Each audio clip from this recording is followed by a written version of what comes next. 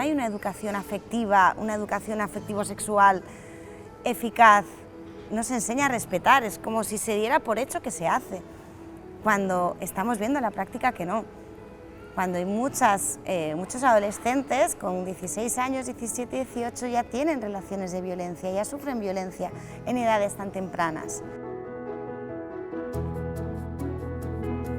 Necessitem reforçar certes idees i renovar-nos i poder presentar models positius de gènere en quant a masculinitats, feminitats i relacions.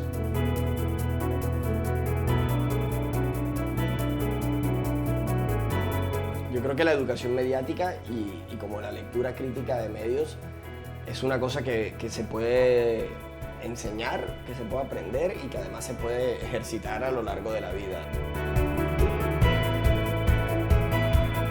Bom, dando a conhecer, porque outra coisa pode ser a falta de conhecimento mesmo, dando a conhecer as leis, né, que falam sobre a violência, os direitos que as mulheres têm. Mucha gente no pueden ir en la calle, pero proteste con social media, con Facebook, con Twitter, con Instagram. Ellos hablan, ellos cogen muchos vídeos, voces de talibanes, de realidad, y enviar para medios de fuera de Afganistán.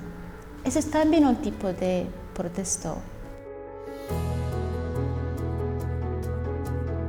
Las estamos formando para que puedan ser económicamente autónomas, lo que se llama empoderadas. Empoderarse no solamente de ganas, de fuerza, de energía que tienen, ¿no? También económicamente tienen que ser autónomas para no tener que depender de nadie y no vuelvan a ser víctimas.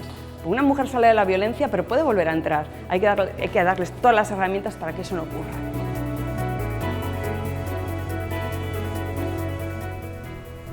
Los talibanes saben que cuando una mujer estudiante puede ir a la universidad, él tiene un poder. El poder de mujeres puede cambiar el sistema.